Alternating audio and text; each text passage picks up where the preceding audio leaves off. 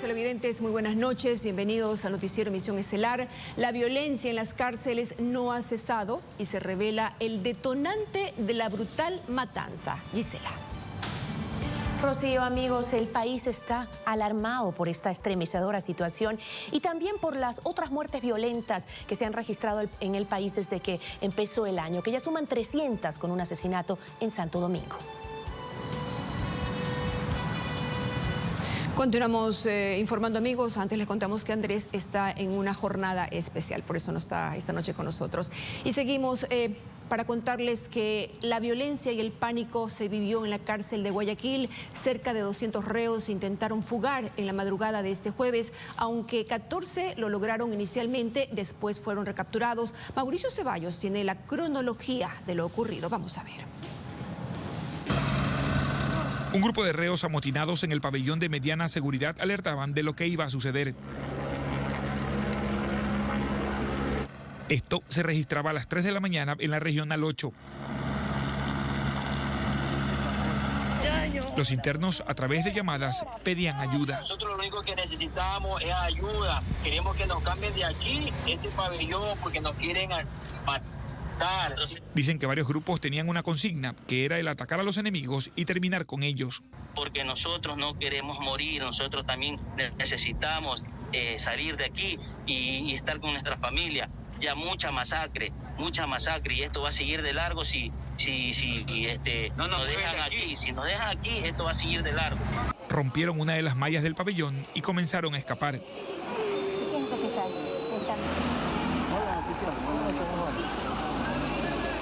La policía activó sus estrategias para disuadir a los reos.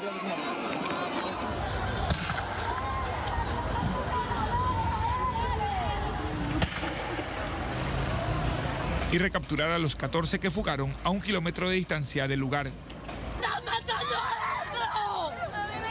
¡Por favor! Esto ante la desesperación de familias en los exteriores que no sabían qué es lo que pasaba y se les venía a la mente lo peor. 6 de la mañana, reos mostraban una sábana pidiendo ayuda. Y esta en donde se aseguraba que los del problema ya se fueron y que los dejen vivir en paz. Pero familiares llegaban a los exteriores y ahí es donde existían roces con los uniformados.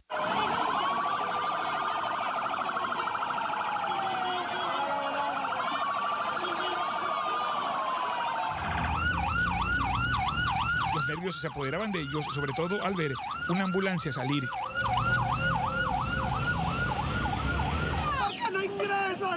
¿Por qué no ingresan a ayudar?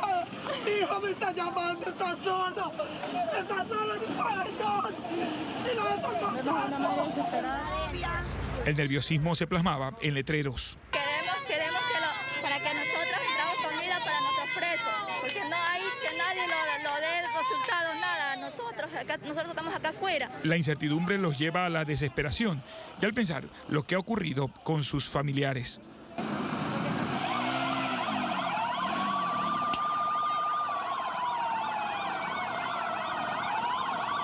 Una novela trágica que aún no tiene una página final. Mauricio Ceballos, TC Televisión. Y la tarde de este jueves, el ministro de Gobierno declaró que la crisis carcelaria ha sido contenida. El secretario de Estado acudió a la cárcel de Guayaquil para verificar el avance de las investigaciones en torno a la masacre carcelaria de esta semana. Horas antes de eso, se vivieron momentos de mucha tensión entre los familiares de los detenidos, justo cuando intentaban reubicarlos a los reclusos en otras prisiones.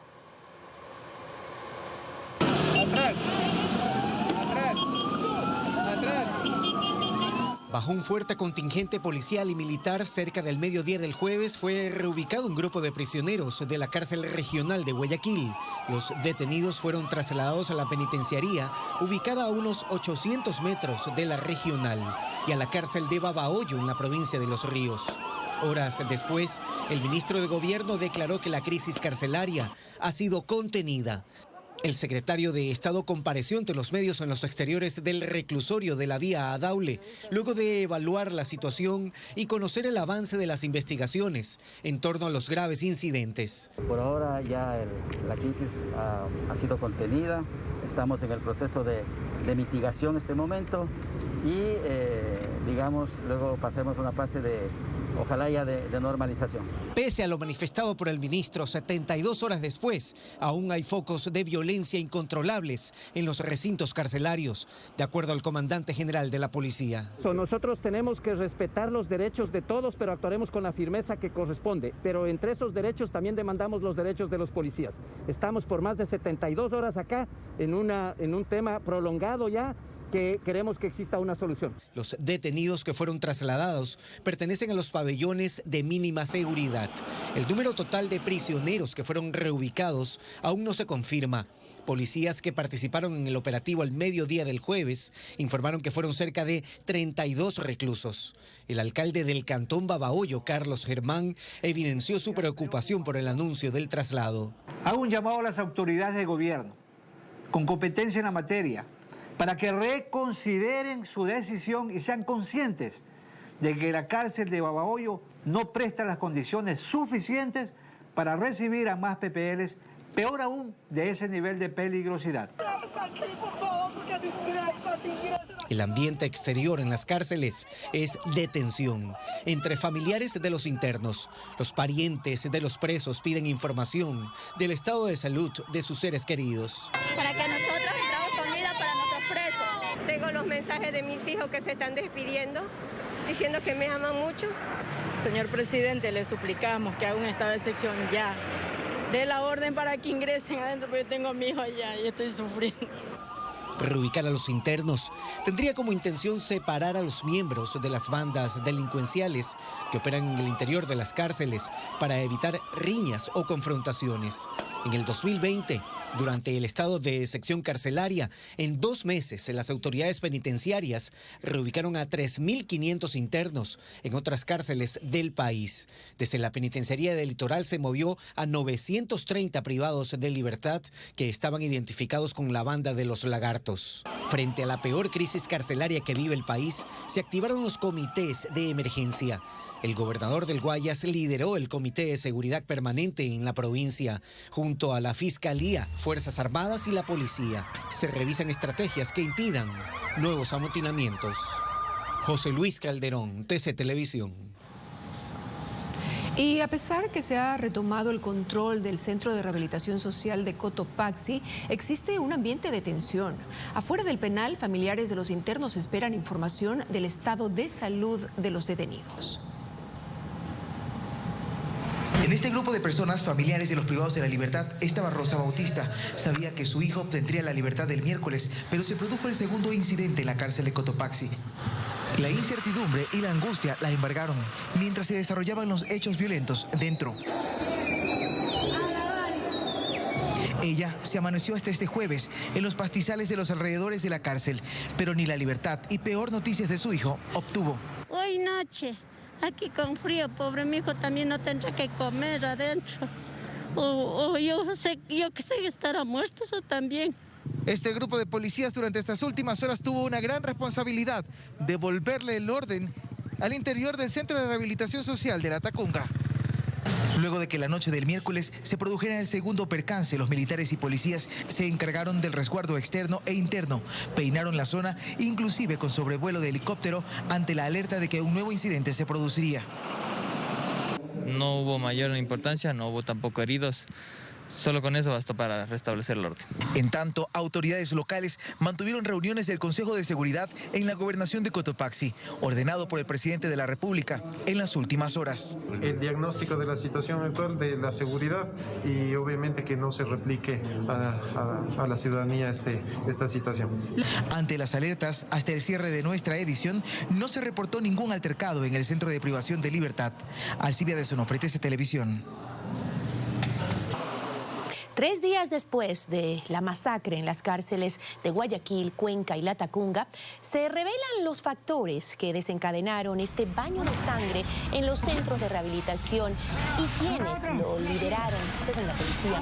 Alias Fito, el sucesor de Rasquiña, al mando de los choneros, alertó a la policía de que tiguerones y lobos estaban tras su cabeza. En La Roja detallaremos qué detonó esta vendetta.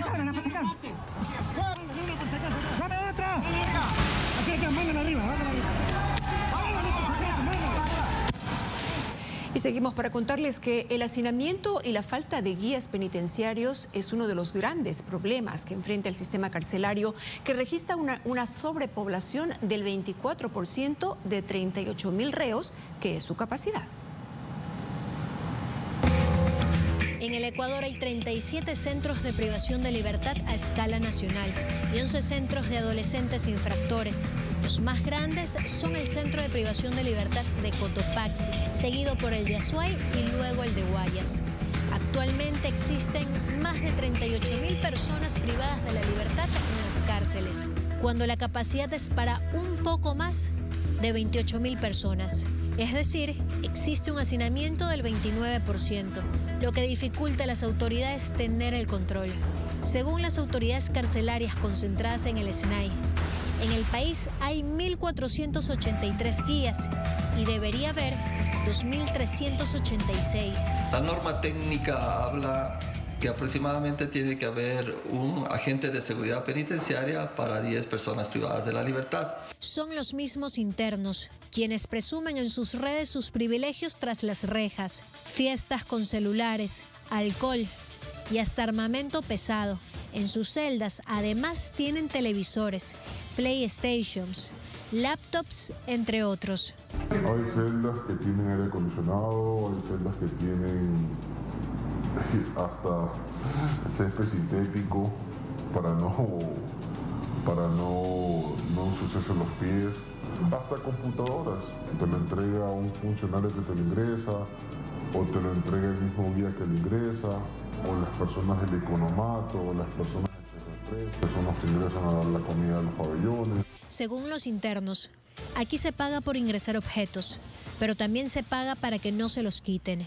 Cuesta que no te lo quiten $20 diarios. En el 2015 se inauguró una escuela de formación de guías penitenciarios, ubicada en Pasaje, provincia del Oro, pero en el 2017 se cerró y se desconocen los motivos. La meta era graduar 500 guías penitenciarios cada 2 años. Solo hubo una promoción con el título de Tecnicatura en Seguridad Penitenciaria. Contaba con el aval de la CENESID y ahora solo está disponible en institutos técnicos de Cotopaxi, Azuay y Guayas. En la mega infraestructura se invirtió $3 millones, pero ahora permanece abandonada. Nicole Khalil, TESA Televisión.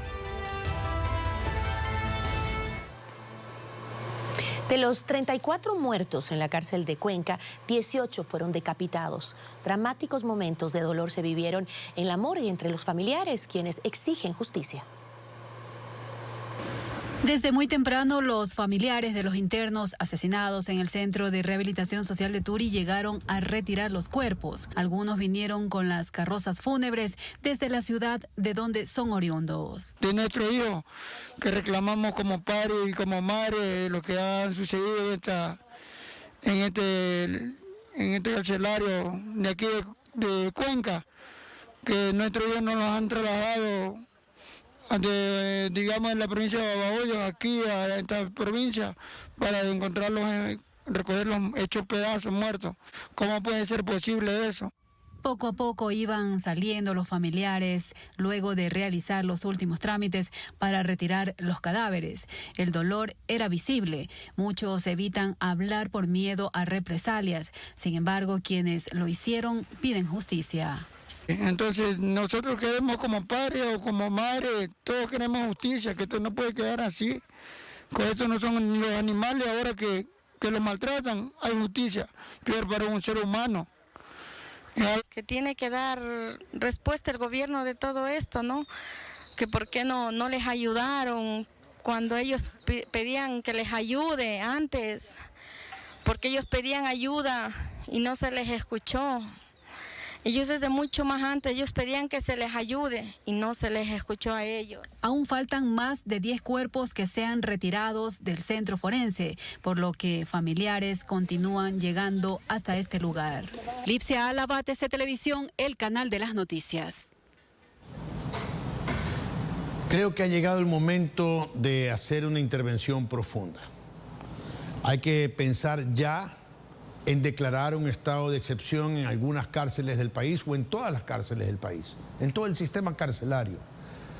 Ingresar a las cárceles, tomar el control de las cárceles por parte de las fuerzas del orden, juntos con una comisión internacional de las Naciones Unidas o de la OEA especializada en derechos humanos.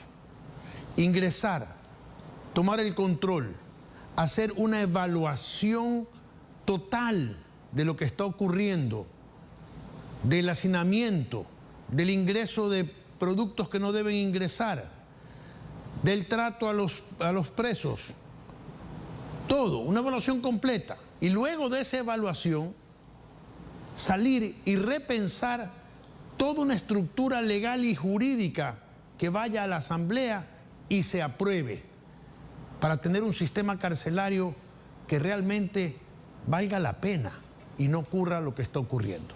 En el segmento La Roja, Mauricio Ayora nos va a narrar cómo se tejió todo esto. Nos tiene un adelanto.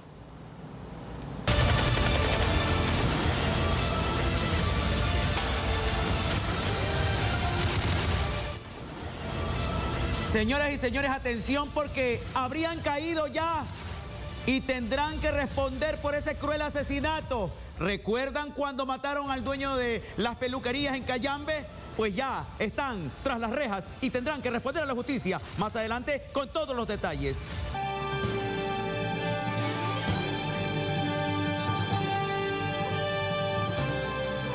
Seguimos informando. Le contamos que Jacobo Bucaram abandonó la cárcel 4 de Quito en medio de un estricto operativo de seguridad y fue trasladado a su vivienda en Guayaquil, vía terrestre. Ahí cumplirá el arresto domiciliario que le fue concedido por temas de salud. Personal táctico policial retiró a Jacobo Bucaram de la cárcel 4 de Quito. Pasado de las 13 horas, empezó su traslado terrestre a su casa en la Ciudadela Kennedy Norte de Guayaquil. Allí cumplirá el arresto domiciliario dispuesto por el juez Esteban Calderón tras aceptar su recurso de habeas corpus, en el que también resolvió se oficia al SNAI para que se proceda con el uso del grillete electrónico. Se restringe visitas a este domicilio y el resguardo policial debe ser ininterrumpido. El recurso fue concedido para que Bucaram cumpla un tratamiento médico para su hipertensión severa, pues según el juez, la cárcel 4 no tiene los mecanismos adecuados para una atención oportuna, y en su resolución destacó que Bucaram manifestó que se encuentra en una especie de aislamiento porque no se le ha permitido visitas, aunque el noticiero captó 3, la de su novia, la de su madre, donde se despidió en la misma puerta principal de la cárcel 4, y la de su padre Abdalá Bucaram. En la misma resolución judicial quedó el registro de un memorando donde se evidencia y dice que se pone en conocimiento de la negativa de Bucaram de asistir a una cita médica. Él es procesado por 2 casos de delincuencia organizada, uno junto a su padre y otro junto a sus hermanos Michelle y Dalo. Fabiola Santana, TC Televisión. Otro tema, el ministro de Salud, Juan Carlos Ceballos, confirmó un acuerdo con la farmacéutica china Sinovac para la llegada a Ecuador de 2 millones de vacunas contra el COVID-19. Arribarán entre marzo y abril. Juan Pablo Ruiz tiene detalles sobre el inicio de la fase de inmunización masiva. El mayor cargamento de dosis contra el COVID-19 será de vacunas chinas. 2 millones de dosis, 1 millón llegan en marzo y el otro millón por parte de Sinovac llegará en abril. El gobierno destinó $200 millones para la adquisición de vacunas. Al momento se han negociado 6 millones de dosis con Pfizer, 5 con Oxford, 7 con la alianza COVAX y 2 millones más de la vacuna china Sinovac. Son, señores, 20 millones de dosis. 20 millones de dosis que son las que nosotros vamos y hemos contratado y que hemos pagado en muchos de los casos. Dado que la fase 1 de vacunación masiva iniciará en marzo, a la fecha el personal de salud de 55 hospitales y 19 geriátricos han recibido la primera dosis con la vacuna de Pfizer. Además, este viernes se mantendrá la primera negociación para adquirir la vacuna rusa, pero también se conversa con otros proveedores como Johnson & Johnson, Moderna, COVAX, CanSino, entre otras. Por otra parte, las alcaldías y empresas privadas podrán importar las dosis siempre y cuando demuestren contar con un plan de vacunación, capacidad logística, trazabilidad y farmacovigilancia. Y las vacunas a adquirir deberán contar con el registro sanitario emitido por ARTSA. Traigan las vacunas bajo estas condiciones. Queremos colaborar con los municipios. La meta es vacunar a aproximadamente el 60% de la población este año. Juan Pablo Ruiz, TC Televisión.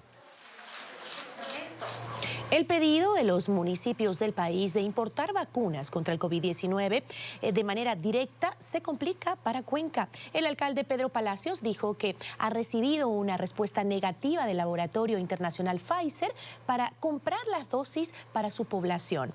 El alcalde destacó que Pfizer le ha comunicado que la producción de las vacunas ya está comprometida con varios países. El alcalde de Cuenca lo ha dicho claramente, Pfizer y AstraZeneca no pueden proporcionar la vacuna porque primero deben cumplir con los compromisos adquiridos en otras partes del mundo. Seguramente lo mismo le ocurrirá con Moderna, que ya tiene atrasos por complicaciones con la producción. Rusia anunció que quiere ampliar la elaboración de su vacuna Sputnik, pero aún no logra concretar acuerdos con India, México y Venezuela, países que la producirían. Así la situación, solo quedan las vacunas chinas. Las vacunas que han comprobado su eficiencia hasta este momento son las de Pfizer, AstraZeneca y Moderna. Las pruebas con la Sputnik han salido bastante bien y de lo que se lee en la prensa internacional está dando muy buenos resultados. Todas estas vacunas tienen una eficiencia superior al 90%. Sobre las vacunas chinas todavía hay reservas por el secretismo con que ese país maneja la información médica. Solo se conoce que la Sinovac ha dado una efectividad cerca del 79% y sus pruebas no se realizaron en China, curiosamente, sino que se las hizo principalmente en México, Perú, Brasil y Chile. Para que tengan una idea, China importa la vacuna de Pfizer para sus ciudadanos. La vacuna china Sinovac está siendo utilizada en países como Chile y Brasil. En este último, una enfermera se contagió de COVID después de ponerse la primera dosis. Ahora resulta que en el mercado están circulando otras vacunas supuestamente elaboradas en China y otras supuestamente elaboradas en Argentina. Discúlpenme, pero esas vacunas son truchas, chimbas, falsetas, cohetes. Sobre estas otras chinas no sabemos casi nada, pero ya hay intermediarios vendiéndolas aquí en Ecuador, que presionan para que el gobierno otorgue permisos para que los privados puedan comprarlas y venderlas. Con respecto a la vacuna argentina, aún no entra en producción y se trata de la misma AstraZeneca, producida en un laboratorio argentino, que asegura que estará disponible durante el primer semestre de este año. Yo entiendo que hay empresarios interesados en vender, intermediar, comprar vacunas. Por supuesto, personalmente soy un defensor de la empresa privada, pero también soy un enérgico crítico de aquellos pseudoempresarios sabidos que buscan únicamente su beneficio personal. No estoy de acuerdo con que la empresa privada importe y venda vacunas. Eso tan solo provocaría precios desproporcionados, como los que vimos al inicio de la pandemia con el oxígeno y otras medicinas. Provocaría además los típicos negociados con el sector estatal, porque estos empresarios buscarían vender su vacuna a los hospitales. Por esa razón, en ningún país del mundo se están vendiendo las vacunas al sector privado. quizás más adelante lo hagan. Por ahora, todos los ciudadanos las están recibiendo de forma gratuita por parte de todos sus gobiernos. ¿Que hay que buscar la participación privada? Por supuesto que sí. Una de las falencias estatales, por ejemplo, es la falta de capacidad para poner las vacunas a todos los ciudadanos, porque no hay técnicos, enfermeros y médicos suficientes. Aquí pueden entrar las farmacias, que sean ellas los centros de salud donde los ciudadanos se pongan las vacunas, que el Estado además se comprometa al pago de este servicio, que no supera $1 o $2. En todo caso, ojalá los municipios logren su cometido, pero que no sea con vacunas truchas. Queremos las que ya han demostrado su eficacia. Y recuerden, el reloj está contando el tiempo. Tic-tac, tic-tac.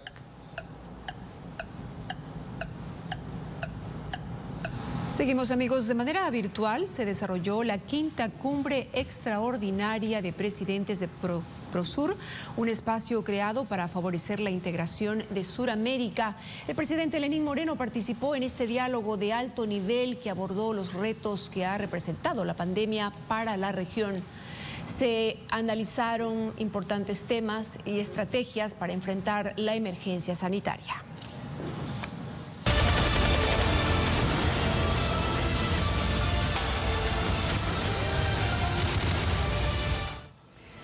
Atención, señores y señores, porque después de la masacre, después de la carnicería en las cárceles de Guayaquil, de Cuenca, La Tacunga, se revelan los detalles, los detonantes y los posibles cabecillas que desencadenaron esta terrible carnicería y baño de sangre en los centros de rehabilitación.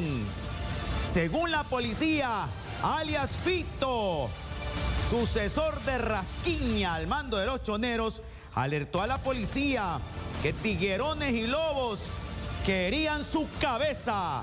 En La Roja, los detalles de los detonantes de esta venganza sangrienta de la Cosa Nostra criolla.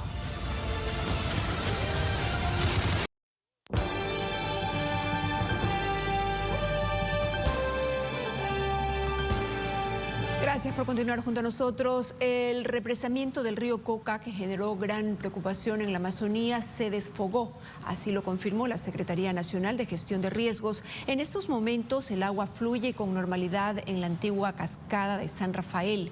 El represamiento fue reportado tras un deslizamiento de grandes proporciones.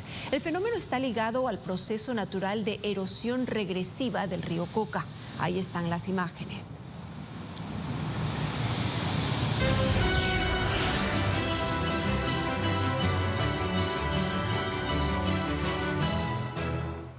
Y en lo más destacado de la información internacional, el mundo recibió noticias alentadoras de la vacuna de AstraZeneca, que redujo un 94% las hospitalizaciones después de la primera dosis. La esperanza también se centra en las de Pfizer, que asegura una efectividad superior al 90% para prevenir casos graves. La vacuna de AstraZeneca redujo un 94% las hospitalizaciones tras la primera dosis. Así lo reveló el primer estudio que se hizo en el mundo para describir la eficacia de la fórmula contra el COVID. La investigación se realizó en vacunados mayores de 80 años, lo que prueba que protege contra formas graves de coronavirus a una de las poblaciones de más riesgo. Según los primeros estudios, el efecto de la vacuna fue mayor entre los 28 y 34 días después de la primera aplicación. Sin embargo, la posibilidad de que AstraZeneca se atrase nuevamente en la entrega de los fármacos ha encendido las alarmas en la Unión Europea, que teme no poder cumplir con las metas establecidas desde un comienzo. Mientras un nuevo estudio a gran escala sobre la vacuna contra el COVID de Pfizer-BioNTech confirmó que tiene una efectividad superior al 90% para prevenir casos graves. La información se desprende de los resultados observados en más de 500.000 de personas inoculadas en Israel. La cifra fue el 62% para los que habían recibido la primera dosis. Y es que tras alcanzar un acuerdo con Pfizer para intercambiar información médica por más vacunas, la campaña israelí de inmunización contra el COVID se volvió más rápida en los últimos 2 meses. Casi la mitad de la población de 9.300.000 personas se han puesto la primera dosis de la vacuna y casi 3 millones han recibido la segunda. De hecho, Israel ya ha levantado muchas de sus restricciones y ha empezado a reabrir su economía. Benjamín Netanyahu dijo que su país aspira a una reapertura completa en abril, en tanto que la empresa estadounidense de biotecnología Moderna anunció que está lista para someter a pruebas en humanos una vacuna contra el COVID, específicamente desarrollada para la variante del virus detectada en Sudáfrica. Pamela Montilla, TC Televisión. Y cambiamos totalmente de tema para contarles sobre el cambio de apariencia extremo para esta oveja australiana que fue encontrada deambulando por un bosque y llevada a un refugio de animales donde la bautizaron como Barak. La cantidad de lana que tenía sorprendió a los responsables del santuario, que calculan se debe a unos 5 años de crecimiento. Finalmente fue liberada de su gigantesco abrigo que pesó nada más y nada menos 35 kilos. ¿Qué tal? Hermosa.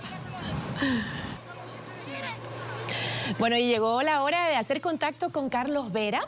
Carlos, ¿cómo estás? Muy buenas noches. Cuéntanos, ¿qué nos tienes para ahora? ¿Qué tal, Gisela? Buenas noches. ¿Qué quieren los pobres? Es el tema que desarrollaremos a las 21 horas en vivo para que sean ellos directamente quienes contesten la pregunta y no otros quienes hablen por ellos. Y tendremos a 2 personas pobres en el set. El noticiero prosigue en breve con una explicación de la masacre por parte de la policía. Bueno, y arrancamos, señoras y señores, porque se revelan razones, motivos, circunstancias y cabecillas de esta masacre sangrienta.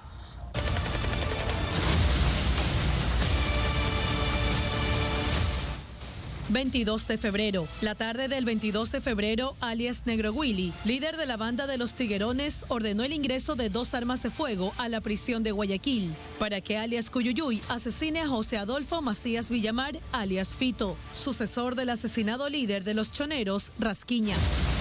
Al descubrirlo, alias Fito alerta a la policía, que decomisó armas de fuego en el pabellón donde se encontraba alias Cuyuyuy a las 3 de la mañana. 23 de febrero, para las 6 de la mañana en el pabellón de mediana seguridad, asesinaron a 8 alineados a los choneros, hombres de confianza de Fito, entre ellos a alias Carepapa, alias 77, alias Pope y otros. Los tiguerones desconocen el liderazgo de Fito y de alias Junior en los choneros e inicia una sanguinaria rebelión. A las 7 de la mañana, la Policía Nacional recibió la alerta de un amotinamiento en el Centro de Privación de Libertad de Guayas y enseguidilla en las cárceles de Azuay y Cotopaxi, donde también hay choneros y tiguerones. Alias Fito, en retaliación por la muerte de sus hombres de confianza, ordena asesinar mediante suspensión o ahorcamiento a 12 PPLs alineados a la banda de los Lobos en el pabellón de máxima seguridad. La masacre trasciende y en el Centro de Privación de Libertad de la Tacunga, en Cotopaxi, alias Fito y alias Junior, choneros, ordenan el asesinato de más secuaces de la banda de los Lobos, incluso de alias Esteban, hijo de la conviviente de alias Pipo, líder de los Lobos. Los 8 muertos de la Tacunga son parte de esta banda. Alias Pipo, líder de los Lobos, responde ordenando la muerte de 56 choneros, pero logran asesinar a 33 privados de libertad, de los cuales 18 fueron decapitados. Entre ellos, alias Marino, concuñado de alias Junior. Al momento, los choneros, alias Fito y alias Junior, siguen con vida. Alias Pipo, líder de los Lobos, también sigue vivo. Y el líder de los Tiguerones, Negro Willy, también. La mayor cantidad de bajas se dio en la banda de los choneros, en la que fue la peor masacre carcelaria en la historia del país. Vanessa Filella, TC Televisión.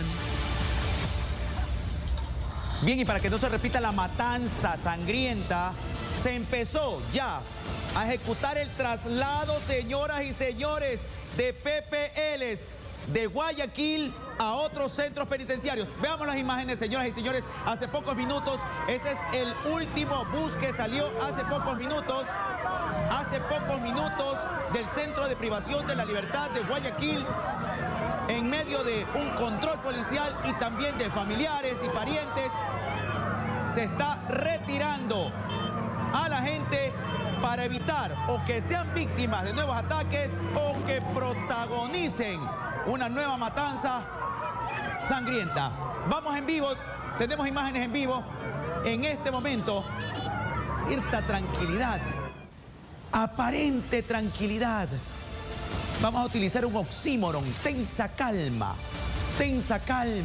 en los exteriores del Centro de Privación de la Libertad, zona 8, que ha sido el escenario de una verdadera carnicería los últimos casi 3 días, señoras y señores, tanto en Guayaquil como en Turi y en La Tacunga.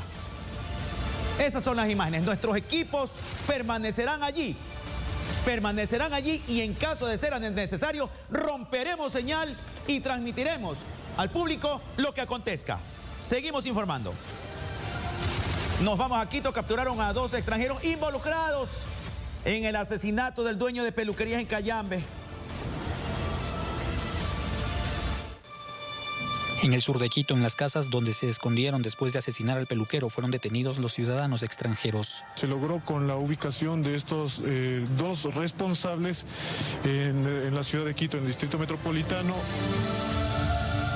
El 2 de febrero, el cuerpo del estilista fue encontrado en su dormitorio con huellas de violencia. Quienes lo asesinaron eran amigos de la víctima. Tenían un cierto grado de amistad, habían tenido con el ciudadano fallecido. Esa es la hipótesis, lo que se ha podido comprobar, pues se encontró algunas prendas que incluso fueron sustraídas, algunos artefactos sustraídos pues del domicilio del Hoyo Oxiso. En el barrio San Pedro, en Cayambe, donde ocurrió el asesinato, la muerte del profesional aún se comenta. Sus conocidos piden que los homicidas paguen por el crimen que cometieron. Y que paguen por todo lo que han hecho en el mal. Si era un hombre trabajador, queda todo triste. Los hoy capturados aún poseían algunos de los objetos que le robaron al peluquero, entre ellos un televisor que sustrajeron del departamento. Entendemos que estos ciudadanos, luego de perpetrar el hecho, luego de asesinar a este ciudadano, pues robaron pertenencias como son televisores, insumos que servían para su actividad laboral como máquinas de cortar cabello. Luego de la audiencia de formulación de cargos, se ordenó contra los aprehendidos 90 días de prisión preventiva. Esta fue la primera muerte violenta en Cayambe del 2021. Fernando Escurra, TC Televisión. Señoras y señores, atención, porque en Santo Domingo quebraron al 300, no de la película épica, no, al 300, señoras y señores, en Santo Domingo. 300 muertitos en el país.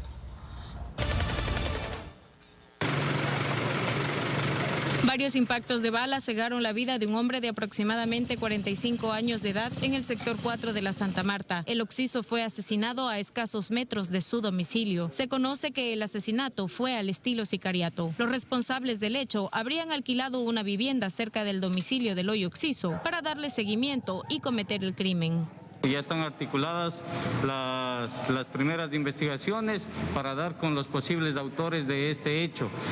Asimismo, a la ciudadanía se le pide la colaboración, ya que estos se conoce que ellos vinieron y arrendaron un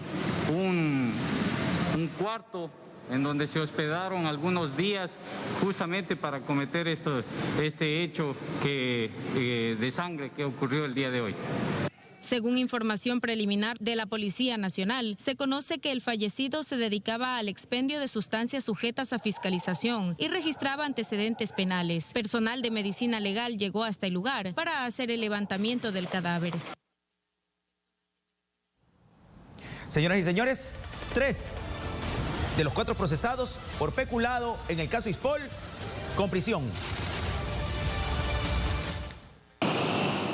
Tras la audiencia de formulación de cargos que se desarrolló en la unidad de flagrancia de la Fiscalía en Quito, el juez David Lazo dispuso prisión preventiva en contra del general Enrique Espinosa de los Monteros, exdirector del ISPOL, Santiago Duarte, ex asesor jurídico, y Alfredo Valverde, exdirector de inversiones. Sin embargo, los abogados defensores de los 3 investigados apelaron esta decisión. Considero que es un abuso a la prisión preventiva, toda vez que Fiscalía no fundamentó la razón de por qué debe estar privado de libertad. impunidad. En la misma audiencia se dispuso arresto domiciliario para el también exdirector del ISPOL, general David Proaño. Esta medida se adoptó en consideración al padecimiento de una enfermedad catastrófica. En la gestión mía. Los 4 son investigados por la Fiscalía por peculado en la inversión de $532 millones del Instituto de Seguridad Social de la Policía mediante las empresas IBECORP y HIBF de Jorge Osvaldo Cherres, alias El Mago. Recursos que al momento tienen en iliquidez a esta institución. Atrás tiene casi 80.000 familias. Ahora no podemos dar créditos a nuestros afiliados porque en realidad no tenemos la liquidez que requerimos para hacerlo, porque estas inversiones están concentradas y están en riesgo. Tras la disposición del juez, el general Enrique Espinosa de los Monteros será trasladado a la cárcel 4 de Quito. Gustavo Merino, TC Televisión. En Quito, señores y señores, 32 bloques de marihuana incautados y 2 extranjeros presos. Atención, señoras y señores, 32 bloques de marihuana fueron decomisados en un operativo antinarcóticos ejecutado en Calderón, norte de Quito. Estaban en una vivienda que era usada como centro de acopio. Ahí están las imágenes, señoras y señores, cuando el personal del GOE, del Grupo de Operaciones Especiales, apoya al trabajo de la Fiscalía y antinarcóticos. Hay 2 colombianos presos. 2 colombianos presos. Ahí están los bloques. Ahí están los bloques de la droga. 2 allanamientos ejecutados por la policía. Ejecuta la policía en provincias, en zonas rurales. El Aromo, provincia de Manabí, donde las unidades antinarcóticos encontraron gran cantidad de droga. Continúan los operativos, señoras y señores. Continúan los operativos. Están desenterrando la sustancia, la merca, la melcocha en una finca. Hasta el momento hay 6 presos y en las próximas emisiones tendremos más detalles de estos allanamientos. Buenas noches. Buenas noches y gracias, Mauricio, Gisela, amigos televidentes. Así concluimos, como siempre, agradecidos por su sintonía. Rocío, buenas noches para ti, para nuestros amigos televidentes también. Hasta mañana, esperemos que mañana sea un día más tranquilo. Así es, un abrazo para todos, descansen.